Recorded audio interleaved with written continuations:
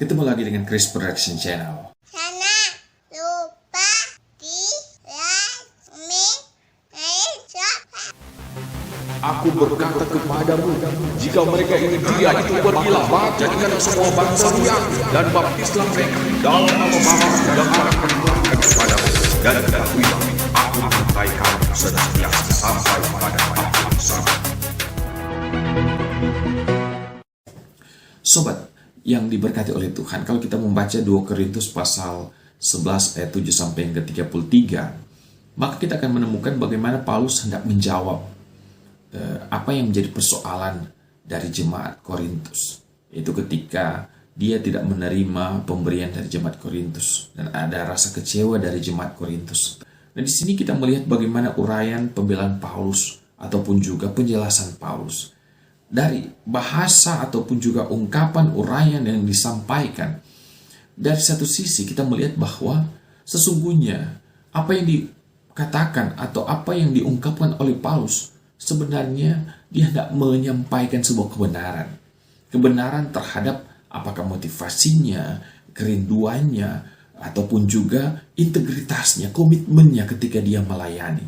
Nah, dari bahasa yang lebih umum, kita mau mengatakan bahwa Paulus di satu sisi dia hendak menyampaikan bahwa sesungguhnya lewat pembelaannya dia tidak hanya bicara soal pembelaan dalam konteks hendak membela diri, dalam konteks hendak membersihkan diri dari tuduhan-tuduhan ataupun juga pandangan-pandangan yang negatif, pandangan-pandangan yang tidak baik atau tidak benar terhadapnya. Tapi di sisi lain, lewat penjelasan ataupun juga ungkapan Paulus yang diungkapkan dalam bagian bacaan ini juga hendak menyampaikan bahwa Paulus hendak menghadirkan atau memunculkan yang namanya kebenaran. Apalagi ketika kemudian menyampaikan tentang adanya rasul-rasul yang menyamar sebagai rasul-rasul Kristus, yang dikenal sebagai rasul-rasul palsu, yang dimana tentu mereka merupakan orang-orang atau oknum-oknum yang mengajarkan ajaran-ajaran sesat, ajaran-ajaran yang palsu, ajaran-ajaran yang tidak benar, ajaran-ajaran yang tentu berseberangan atau berkebalikan dari ajaran-ajaran Kristus. Jadi dari sini kita bisa katakan bahwa lewat pembelaan Paulus ini, di satu sisi Paulus juga hendak menyampaikan bahwa adalah benar, adalah sikap yang benar ketika kita, meskipun dalam bentuk pembelaan diri ketika kita mendapatkan tuduhan, kita harus menyampaikan sebuah kebenaran asalkan kita benar, ya kan? Bahwa kebenaran itu harus diungkapkan, kebenaran itu harus dimunculkan, kebenaran itu harus ditunjukkan. Karena apa? Agar supaya dengan kebenaran itu kita dapat memunggamkan yang namanya kepalsuan, yang namanya kebohongan, yang namanya kesesatan. Karena apa? Karena ketika kita mendiamkan kebenaran itu, maka kebohongan, kepalsuan, kesesatan bisa memenuhi kehidupan ini, bisa membelenggu kehidupan ini. Dan karena itu maka kebenaran itu harus dimunculkan. Bagaimana mungkin kita dapat mengatakan bahwa kebenaran dapat mengalahkan kejahatan ataupun kebenaran dapat mengalahkan kesesatan kalau kita tidak memunculkan kebenaran itu.